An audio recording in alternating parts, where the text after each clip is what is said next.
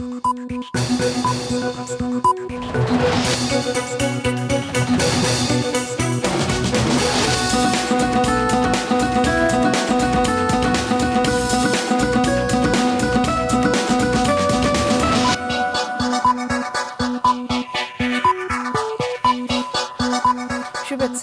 স্বাগত দুপুরের মাছরাঙা সংবাদে আপনাদের সঙ্গে আছি আমি সাবরিনা হাসনাত। শুরুতেই গার্ডিয়ান লাইফ ইন্স্যুরেন্স সংবাদ শিরোনাম। প্রতিষ্ঠাকালীন 250 শয্যার লোকবল দিয়েই চলছে 500 শয্যার পাবনা মানসিক হাসপাতালের কার্যক্রম, নেই আধুনিক চিকিৎসা সরঞ্জাম। উপদেষ্টাদের নয়, এই জাতির সেফ এক্সিট প্রয়োজন বলেন আইন উপদেষ্টা। দুঃশাসন, বিচার বহির্ভূত হত্যা এবং লুটপাটের সংস্কৃতি থেকে বেরিয়ে আসা তাগিদ। এবং গ্যাস সংকটের জন্য এক শ্রেণীর রাজনীতিক ও ব্যবসায়ীরা দায়ী মন্তব্য জ্বালানি উপদেষ্টার। রান্নায় ব্যবহৃত এলপিজির দর 1000 টাকায় নামিয়ে আনায় মত। দর্শক শুনছিলেন শিরোনাম, এবারে বিস্তারিত। 1957 সালের 100 শয্যার অবকাঠামো আর 250 শয্যার লোকবল দিয়েই আজও চলছে পাবনার 500 শয্যার মানসিক হাসপাতালের কার্যক্রম। দীর্ঘ প্রায় 68 বছরেও উল্লেখযোগ্য কোনো আধুনিকতার ছোঁয়া লাগেনি এই হাসপাতালে। দর্শনার্থীদের আনাগোনা, সামাজিক যোগাযোগ মাধ্যমে মানসিক রোগীদের ছবি ও ভিডিও প্রচারে চরমভাবে লঙ্ঘিত হচ্ছে তাদের মানবাধিকার। রাতুল ইসলাম সুমনের ক্যামেরায় উৎপল মির্জার রিপোর্ট। 1957 সালে পাবনা মানসিক হাসপাতালের এ অবকাঠামো গড়ে তোলা হয় মাত্র 100 রোগীর জন্য। ধাপে ধাপে শয্যা সংখ্যা 500 থেকে ঠেকলেও গড়ে ওঠেনি নতুন কোনো অবকাঠামো, বরং সময়ের সাথে সাথে ব্যবহার অনুপযোগী হয়ে পড়েছে অনেক ভবন। 500 শয্যার এই হাসপাতালে লোকবল বরাদ্দ রয়েছে 250 শয্যার, সেখানেও রয়েছে ব্যাপক ঘাটতি। 1957 সালের সেটআপ, এবং তখন কিন্তু 100 বেড ছিল, পরবর্তীতে 250 বেড ছিল। সেই যে সেটআপটা জনবলের, সেই সেটআপটা এখনো রয়েছে। অনেক পদ শূন্য হয়ে থাকে, ওটা পূরণ হয় না। পূরণ হতে নানা রকম সমস্যা আছে, দাপ্তরিক সমস্যা, প্রশাসনিক সমস্যা, এই কারণে হয় না। হাসপাতালের পুরাতন ভবনের আউটডোরে রোগীদের উপচে পড়া ভিড়। চিকিৎসকদের মতে মানসিক রোগীদের জন্য এমন আউটডোর অন্য কোনো আধুনিক হাসপাতালে নেই। আমরা আউটডোরের সেবা দিচ্ছি, এই যে আউটডোরের যেই স্ট্রাকচারটা, এটা সাধারণ যে মানসিক হাসপাতালের আউটডোরের যে ধরনের হওয়া উচিত, এটা কিন্তু সেভাবে তৈরি করা না। সারা বিশ্বে মানসিক চিকিৎসা ব্যবস্থার উন্নয়ন হলেও পিছিয়ে আছে পাবনা মানসিক হাসপাতাল, নেই আধুনিক চিকিৎসা সরঞ্জামও। আমাদের কিছু ইনস্ট্রুমেন্ট দরকার, যেমন ইইজি, যেটা ব্রেনের কারণে করা হয়, ইসিজির মতোই অনেকটা ইইজি, সেটা আমাদের নাই। মানসিক রোগীদের সুরক্ষায় দর্শনার্থী প্রবেশ বা ছবি তোলা নিষিদ্ধ হলেও তা মানছে না কেউ। রোগীদের ছবি তুলে সামাজিক যোগাযোগ মাধ্যমে ছড়িয়ে দিচ্ছে অনেকেই। কন্টেন্ট ক্রিয়েটাররা বিভিন্ন তাদের ব্যঙ্গাত্মক কথাবার্তা নিয়ে ভাইরাল করছে, এটা অবশ্যই অমানবিক। এসব দেখভালে মানসিক রোগী সুরক্ষা কমিটি থাকলেও তার কোনো কার্যকারিতা নেই। এ কমিটির সদস্য সচিব সিভিল সার্জনও এ বিষয়ে অবগত নন। আমি আপনাদের কাছ থেকে অবগত হলাম যে এরকম একটা কমিটি রয়েছে, তো আমি একটু খোঁজ খবর করে দেখি, আমি অফিসে খোঁজ নিয়েছি অলরেডি, আমাদের অফিসে এরকম কোনো কমিটির কোনো কাগজ নাই। তবে সম্প্রতি হাসপাতালটিকে 1000 শয্যায় উন্নীত করে বিশ্বমানের মনোরোগ চিকিৎসা কেন্দ্র করার একটি পরিকল্পনা নেওয়া হয়েছে বলে জানান হাসপাতাল কর্তৃপক্ষ। উৎপল মির্জা, মাছরাঙা সংবাদ, পাবনা। উপদেষ্টাদের সেফ এক্সিটের দরকার নেই, তবে দুঃশাসন, বিচার বহির্ভূত হত্যার সংস্কৃতি থেকে বেরিয়ে আসতে এই জাতির সেফ এক্সিট প্রয়োজন বলে মন্তব্য করেছেন আইন উপদেষ্টা ডক্টর আসিফ নজরুল। রাজধানীর একটি হোটেলে জাতীয় মানবাধিকার কমিশনের অধ্যাদেশ 2025-এর খসড়া বিষয়ক পরামর্শ সভায় তিনি বলেন, বিগত সময়ে দুঃশাসন, বিচার বহির্ভূত হত্যা এবং লুটের ওপর যে রাষ্ট্র কাঠামো গড়ে উঠেছে তা থেকে সেফ এক্সিট দরকার। আর সেজন্য শক্তিশালী উচ্চ আদালত, সংসদীয় কমিটি সহ জাতীয় মানবাধিকার কমিশন দরকার। উপদেষ্টা জানান, মানবাধিকার আইন সঠিকভাবে প্রয়োগ এবং বাস্তবায়ন করা না গেলে যে কেউই মানবাধিকার লঙ্ঘনের শিকার হতে পারে। অনুষ্ঠানে উপদেষ্টা আদিলুর রহমান বলেন, গত 15 বছর শুধু মানবাধিকার কমিশনই নয়, দেশের সকল সাংবিধানিক প্রতিষ্ঠানই অকার্যকর করে রাখা হয়েছিল। আমরা উপদেষ্টারা খুব নিশ্চিতভাবে জানি আমাদের কারো কোনো সেফ এক্সিটের প্রয়োজন নাই, তবে বাংলাদেশের জাতি হিসাবে আমাদের সেফ এক্সিটের প্রয়োজন আছে। আমরা এই যে গত 55 বছর দুঃশাসন দেখলাম, গুম দেখলাম, বিচার বহির্ভূত হত্যাকাণ্ড, ব্যাংক লুট করে ফেলে এরকম একটা ভয়াবহ, অসুস্থ, আত্মধ্বংসী রাষ্ট্র কাঠামো থেকে আমাদের সেফ এক্সিট প্রয়োজন এই জাতির। আমরা তো সবাই আদালতের ভিকটিম, ইনজাস্টিসের শিকার হয়েছিলাম। এর থেকে বের করে আনতে হবে এই পরিস্থিতিকে, এবং সেটা কালেকটিভ এফোর্ট। আপনারা যারা আজকে এখানে উপস্থিত হয়েছেন তাদের সেই চেষ্টা আছে বিশ্বাস করি, এবং এই কালেকটিভ এফোর্টের মাধ্যমে আমাদের প্রতিষ্ঠানগুলিকে, ভেঙে পড়া প্রতিষ্ঠানগুলিকে আবার দাঁড় করানো যাবে। দেশের গ্যাস সংকটের জন্য এক শ্রেণীর রাজনীতিবিদ এবং তাদের সহযোগী ব্যবসায়ীদের দায়ী করেছেন বিদ্যুৎ, জ্বালানি ও খনিজ সম্পদ বিষয়ক উপদেষ্টা মোহাম্মদ ফাজুল কবির খান। সকালে রাজধানীর একটি হোটেলে বাংলাদেশে এলপিজি, অর্থনীতি, পরিবেশ এবং নিরাপত্তা শীর্ষক পলিসি কনক্লেভ অনুষ্ঠানে তিনি এসব কথা বলেন। উপদেষ্টা বলেন, দেশে বর্তমানে প্রাথমিক জ্বালানির ঘাটতি রয়েছে, আর এই ঘাটতি মেটাতে সরকার চেষ্টা করে যাচ্ছে, তবে এখন পর্যন্ত অগ্রগতি সন্তোষজনক নয়। তিনি বলেন, প্রাকৃতিক গ্যাসের ঘাটতির জন্য বাধ্য হয়ে বিশ্ববাজার থেকে উচ্চ মূল্যে এলএনজি আমদানি করছে সরকার, যা না করলে দেশের রপ্তানি বাণিজ্যে ধস নামতো বলে মনে করেন তিনি। উপদেষ্টা বলেন, বাসাবাড়িতে ব্যবহৃত এলপিজির দর 1200 নয় 1000 টাকায় নামিয়ে আনা উচিত। একই সাথে শিল্প খাতে ব্যবহৃত এলপিজি গ্যাসের দর উল্লেখযোগ্য হারে কমানো দরকার। বাংলাদেশে একটা প্রাইমারি জ্বালানির একটা ঘাটতি আছে। আমি এটা ক্রাইসিস বলবো না, কিন্তু এই ঘাটতিটা সৃষ্টি করছে কিন্তু একসাথে রাজনীতিবিদ এবং তাদের ব্যবসায়ী সহযোগীরা। এই ক্রাইসিসটা কিন্তু অটোমেটিক্যালি হয় না, এটা কিন্তু করা হয়েছে এক শ্রেণীর ক্ষমতাসীন রাজনীতিবিদ এবং তাদের সহযোগী ব্যবসায়ীরা আজকের এই সংকটে আমাদেরকে পৌঁছেছে। ভোট গ্রহণের সময় নিরাপত্তার বিষয়টিকে আসন্ন জাতীয় নির্বাচনের বড় চ্যালেঞ্জ হিসেবে দেখা হচ্ছে বলে জানিয়েছেন প্রধান নির্বাচন কমিশনার এএমএম নাসির উদ্দিন। সকালে চট্টগ্রামের লোক প্রশাসন কেন্দ্রে নির্বাচন কর্মকর্তাদের দিনব্যাপী কর্মশালায় প্রধান অতিথির বক্তব্যে তিনি বলেন, আইনের শাসন কাকে বলে আগামী নির্বাচনে দেখিয়ে দেওয়া হবে। নির্বাচন কর্মকর্তাদের সর্বোচ্চ ক্ষমতা দেওয়া হবে। ভোট কেন্দ্রে বিশৃঙ্খলা সৃষ্টি করলে পুরো কেন্দ্র বন্ধ করে দেওয়া হবে। এক্ষেত্রে কোনো ছাড় দেওয়া হবে না। অনুষ্ঠানে নির্বাচন কমিশনার আনোয়ারুল ইসলাম সরকার, নির্বাচন কমিশন সচিব KM আলী নেওয়াজ সহ বিভিন্ন সংস্থার ঊর্ধ্বতন কর্মকর্তারা উপস্থিত ছিলেন। রিটার্নিং অফিসারের কাছে এবং প্রিসাইডিং অফিসারের কাছে সব ধরনের ক্ষমতা দেওয়া আছে। যদি গোলমাল করে সেন্টার বন্ধ করে দিবেন, 3টা খুনা হলে 3টা সেন্টার বন্ধ করে দিবেন, দরকার হলে আমার পুরো কনস্টিটিউশন ক্যান্সেল করে দেব, বন্ধ করে দেবো ইলেকশন। আমরা সহজে ছাড়ার পাত্র নই, সহজে ছাড়বো না, এবং ইনশাল্লাহ আপনাদের পিছনে আমরা আছি। কেন্দ্রীয় শহীদ মিনারে প্রয়াত শিক্ষাবিদ, প্রাবন্ধিক অধ্যাপক সৈয়দ মঞ্জুরুল ইসলামকে শেষ শ্রদ্ধা জানিয়েছেন সর্বস্তরের মানুষ। বারডেম হাসপাতালের হিমঘর থেকে সকাল 11টায় সৈয়দ মঞ্জুরুল ইসলামের মরদেহ নেওয়া হয় কেন্দ্রীয় শহীদ মিনার প্রাঙ্গণে। শিক্ষাবিদ, সাহিত্যিক, রাজনৈতিক অঙ্গনের গুণীজন ছাড়াও বৃষ্টি উপেক্ষা করে শ্রদ্ধা জানাতে জড়ো হন সর্বস্তরের মানুষ। এর আগে সকালে ঢাকা বিশ্ববিদ্যালয়ের অপরাজেয় বাংলার পাদদেশে তার প্রতি ফুলেল শ্রদ্ধা নিবেদন করেন শিক্ষক শিক্ষার্থীরা। বাদ-জোহর ঢাকা বিশ্ববিদ্যালয়ের কেন্দ্রীয় মসজিদে তার জানাজা সম্পন্ন হয়। মিরপুর শহীদ বুদ্ধিজীবী কবরস্থানে তাঁকে বিকেলে দাফন করা হবে। গতকাল বিকেলে বেসরকারি একটি হাসপাতালে চিকিৎসাধীন অবস্থায় শেষ নিঃশ্বাস ত্যাগ করেন অধ্যাপক সৈয়দ মঞ্জুরুল ইসলাম। ঢাকা বিশ্ববিদ্যালয় তার শ্রেষ্ঠ শিক্ষকদের মধ্যে একজনকে আজকে হারালো। ছাত্র সমাজও তাদের শ্রেষ্ঠ শিক্ষকদের মধ্য থেকে একজনকে আজকে হারালো। যদি সামাজিক যোগাযোগ মাধ্যমে প্রতিক্রিয়া দেখেন, সকলেই আসলে আশা করেছিলেন যে একটা মিরাকল কিছু ঘটবে এবং উনি আবার ফেরত আসবেন। মঞ্জুর ইংরেজি ভাষাতেও তার সাহিত্য প্রকাশ করেছেন। এই যে বিরল একজন মানুষ, তার মধ্যে কখনো আমরা বিনয়ের কোনো অভাব দেখিনি, তার মধ্যে কোনো অহংকার ছিল না। ইসরায়েলের কারাগার থেকে মুক্ত হয়ে গত রাতে দেশে ফিরেছেন আলোকচিত্রী শহীদুল আলম।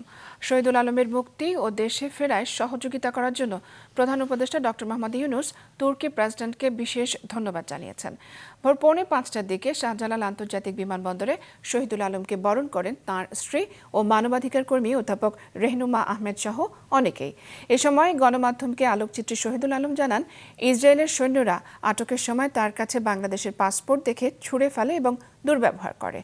গাজা অভিমুখী একটি নৌবহরে অংশ নিয়ে গত বুধবার ইসরায়েলি বাহিনীর হাতে তিনি আটক হন। পরে প্রধান উপদেষ্টা ডক্টর মোহাম্মদ ইউনূসের অনুরোধে তুর্কি প্রেসিডেন্ট রিসেপ তাইপ এরদোয়ার সহযোগিতায় গতকাল মুক্তি পান তিনি। দেশে ফিরে আলোকচিত্রী শহীদুল আলম দেশবাসী এবং সরকারকে ধন্যবাদ ও কৃতজ্ঞতা জানান। পিআর পদ্ধতিতে নির্বাচন নিয়ে গণভোটের দায়িত্ব জনগণ রাজনৈতিক দলগুলোকে দেয়নি মন্তব্য করেছেন বিএনপির স্থায়ী কমিটির সদস্য আমির খসরু মাহমুদ চৌধুরী। সকালে রাজধানীতে এক আলোচনা সভায় তিনি আরও বলেন, ঐকমত্য কমিশনের বৈঠকে অনেক বিষয়ে রাজনৈতিক দলগুলো একমত হয়নি। আমরা এখন ঐকমত আসতে পারিনি, সেই জায়গাগুলোতে আমরা ঐকমত হওয়ার জন্য পার্লামেন্টারি ডিবেটের মধ্যে আলোচনা হোক, পাবলিক ডিসকোর্স হোক, সিভিল সোসাইটিতে আলোচনা হোক, এই যে যারাই জিতে তাদের সবকিছু, তাদের সরকার, তাদের দেশ, এই মন মানসিকতা যদি আপনার না থাকে, আপনি যদি বিরোধী দলের নেতাকে তার জায়গায় সম্মান দেন, বিরোধী দলের সংসদ সদস্যদের তাদের সম্মানটা দেন, তাদের ইন্ডিপেন্ডেন্সটা দেন, তার কথা বলার স্বাধীনতা দেন, তাই প্রবলেম সলভ। নির্বাচন যত ঘনিয়ে আসছে, প্রশাসন ও সরকারের কিছু উপদেষ্টার মধ্যে অস্থিরতা দেখা দিচ্ছে বলে মন্তব্য করেছেন জামায়াতে ইসলামীর সেক্রেটারি জেনারেল মিয়া গোলাম পরওয়ার। সকালে খুলনা জেলার পাইকগাছা সরকারি কলেজ মাঠে ছাত্র যুব সমাবেশে প্রধান অতিথির বক্তব্যে তিনি আরও বলেন, উপদেষ্টাদের কেউ কেউ গোপনে একটি দলের সঙ্গে যোগ সাজস করে তাদের ক্ষমতায় আনতে কাজ করছে। এর আগে ফ্যাসিবাদের বিরুদ্ধে বিপ্লব হয়েছে, এবারে সুশাসনের জন্য বিপ্লব করতে হবে। আগামী নির্বাচনের জন্য প্রশাসনকে একটি লেভেল প্লেইং ফিল্ড তৈরি করার তাগিদ দেন মিয়া গোলাম পরওয়ার। নির্বাচন যত আসন্ন হচ্ছে, প্রশাসন এবং সরকারের অভ্যন্তরে কিছু উপদেষ্টাদের মধ্যে কেন যেন একটু অস্থিরতা দেখা যাচ্ছে, নাকি বলেন? থানার ওসি সাহেব, ইউনো সাহেব, ডিসি সাহেব, সচিবালয়, বিভিন্ন জায়গায় যারা আমরা রাষ্ট্রযন্ত্রের গুরুত্বপূর্ণ জায়গায় বসে আছেন, কখনো কখনো একটা বিশেষ দলের চাপে যেন তারা নথি স্বীকার করছেন। ডেঙ্গু পরিস্থিতি নিয়ন্ত্রণ এবং সড়ক, ফুটপাত, অবৈধ স্থাপনা দখলমুক্ত করতে বিশেষ পরিচ্ছন্নতা এবং উচ্ছেদ অভিযান চালিয়েছে ঢাকা দক্ষিণ সিটি কর্পোরেশন। মাহমুদুল হাসানের রিপোর্টে বিস্তারিত। রাজধানীর অন্যান্য স্থানের মতো ঢাকা বিশ্ববিদ্যালয় এলাকাতেও দেখা দিয়েছে ডেঙ্গুর প্রাদুর্ভাব। এ রোগে আক্রান্ত হচ্ছেন বিশ্ববিদ্যালয় এলাকায় বসবাসকারী শিক্ষক, শিক্ষার্থী, কর্মকর্তা, কর্মচারী সহ পরিবারের অনেক সদস্য।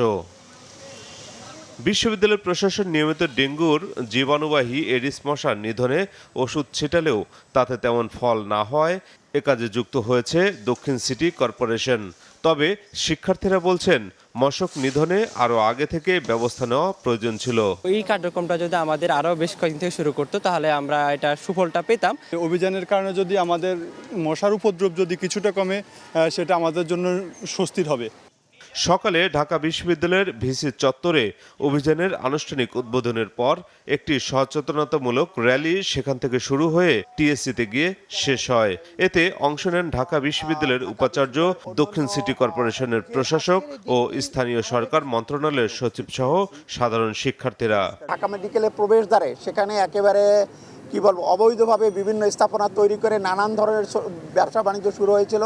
সেটাও আমরা আজকে উচ্ছেদ করে ক্লিন করে এবং সেখানে আমরা ফুলের টপ সহ এবং সুন্দরভাবে সাজিয়ে দেব। ঢাকা বিশ্ববিদ্যালয় সহ এর আশেপাশে ঢাকা মেডিকেল কলেজ এবং বুয়েট, এই প্রাঙ্গণগুলোকে আমাদের ছাত্রছাত্রীদের জন্য সুন্দর করে দেওয়া, পরিচ্ছন্ন করে দেওয়া। ডেঙ্গু মোকাবেলায় সুন্দর ও পরিচ্ছন্ন নগরী গড়ে তুলতে সবার সহ অবস্থান প্রয়োজন বলেন উপাচার্য ও নতুন ভিপি। আমাদের এই ঢাকা বিশ্ববিদ্যালয়কে যদি আমরা ক্লিন রাখতে চাই, সবার আগে আমাদেরকে দায়িত্বশীল আচরণ করতে হবে। তো সেই জায়গা থেকে আমরা সবাইকে অনুরোধ করবো, বিশ্ববিদ্যালয় শিক্ষার্থীদেরকে আমরা নিজেদের সেলফ অ্যাওয়ারনেস যে বিষয়টা আছে সেটা যেন আমরা নিজেরা ধারণ করি। বিভিন্ন প্রতিষ্ঠানের মধ্যে সমন্বয়ের এবং একসাথে কাজ করবার বৃহত্তর স্বার্থে, জনগণের স্বার্থে, শিক্ষার্থীদের স্বার্থে সবাইকে নিয়ে কাজ করার জন্য এটি একটি ভালো উদাহরণ তৈরি করলো। ডিএসসিসির বিশেষ অভিযানে কাজ করছে 1300 পরিচ্ছন্নতা কর্মী। এদিকে ঢাকা মেডিকেল কলেজ হাসপাতালের সামনে অবৈধ স্থাপনা দোকান উচ্ছেদ করেছে ঢাকা দক্ষিণ সিটি কর্পোরেশন। মাহমুদুল হাসান, মাছরাঙা সংবাদ, ঢাকা। দীর্ঘ ৩৫ বছর পর অনুষ্ঠিত হতে যাচ্ছে চট্টগ্রাম বিশ্ববিদ্যালয় কেন্দ্রীয় ছাত্র সংসদ চাকসু ও হল সংসদ নির্বাচন। এর আমেজ ছড়িয়ে পড়েছে পুরো ক্যাম্পাসে, চলছে প্রচার। প্রার্থীরা বিভিন্ন অনুষদ, শাটল ট্রেন এবং মোড়ে ভোটারদের সঙ্গে মতবিনিময়ে ব্যস্ত সময় কাটাচ্ছেন। বিজয়ী হলে কি কি করবেন সেই আশ্বাস দিচ্ছেন ভোটারদের। নির্বাচনী ইশতেহার তুলে দিচ্ছেন শিক্ষার্থীদের হাতে। এছাড়াও নির্বাচন ঘিরে সুষ্ঠু পরিবেশ নিশ্চিতে বিশ্ববিদ্যালয় প্রশাসন, নির্বাচন কমিশন এবং আইন শৃঙ্খলা বাহিনীও সতর্ক অবস্থানে রয়েছে। ভোট হবে 15 অক্টোবর।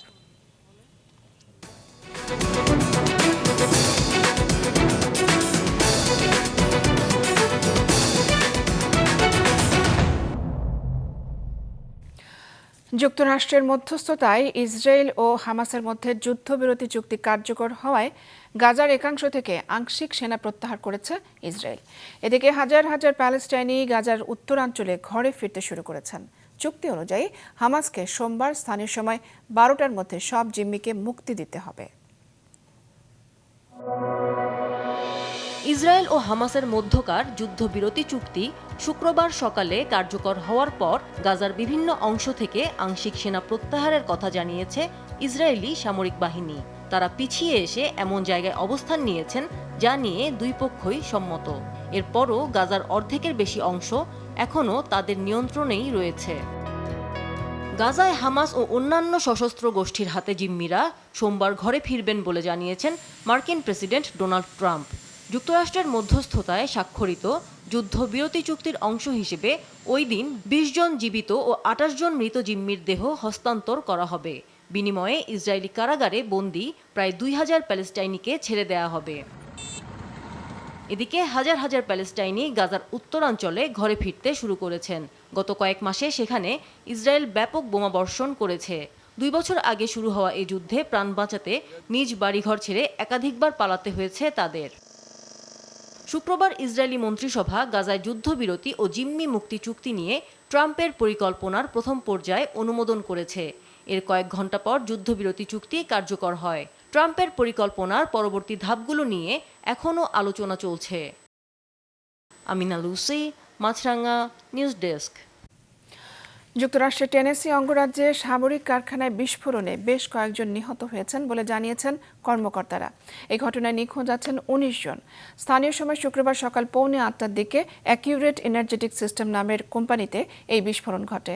বিস্ফোরণের শব্দ শোনা গেছে কয়েক মাইল দূর থেকেও। কোম্পানিটি সামরিক কাজ ছাড়াও মহাকাশের কাজে ব্যবহারের জন্য বা পরিত্যক্ত স্থাপনা ভেঙে ফেলার কাজে ব্যবহৃত যন্ত্রাংশ এবং বিস্ফোরক তৈরি, উন্নয়ন ও মজুত করে থাকে।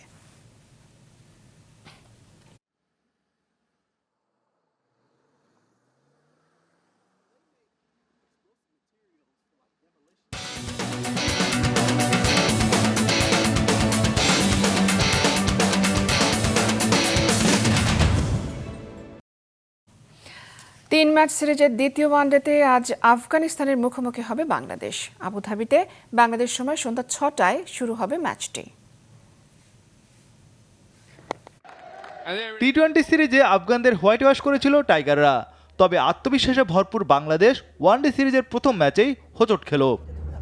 দারুণ সম্ভাবনা তৈরি করেও ব্যাটিং ধসে আফগানদের কাছে পুরোপুরি বিধ্বস্ত হয় টাইগাররা। সিরিজ বাঁচাতে এবার জয়ের কোনো বিকল্প নেই শান্ত মিরাজদের। গেল ম্যাচে টপ অর্ডারও হতাশ করেছিল ক্রিকেট ভক্তদের। ওপেনার তানজিদ তামিম, অভিষিক্ত সাইফ ও নাজমুল শান্ত কেউ বড় স্কোর করতে পারেননি।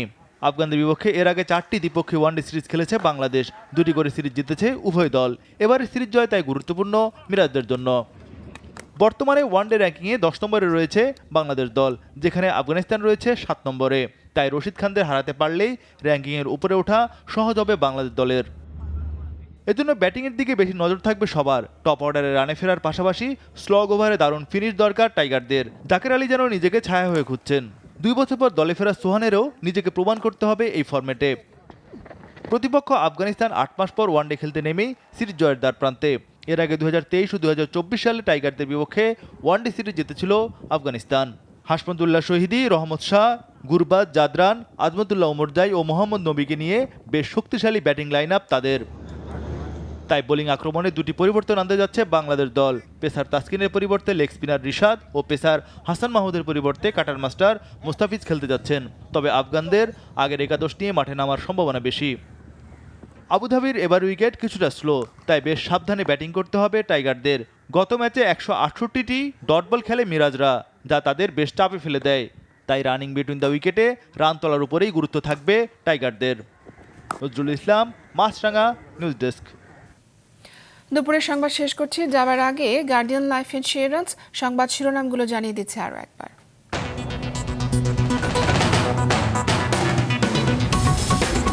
প্রতিষ্ঠাকালীন 250 শয্যার লোকবল দিয়েই চলছে 500 শয্যার পাবনা মানসিক হাসপাতালের কার্যক্রম।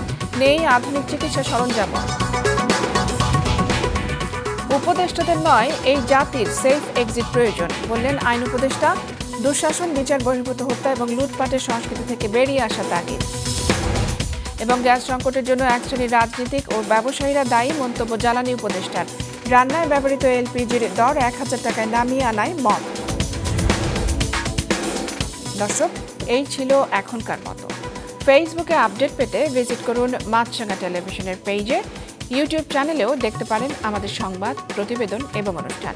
আমাদের পরবর্তী সংবাদ বিকেল 5টায় দেখার আমন্ত্রণ।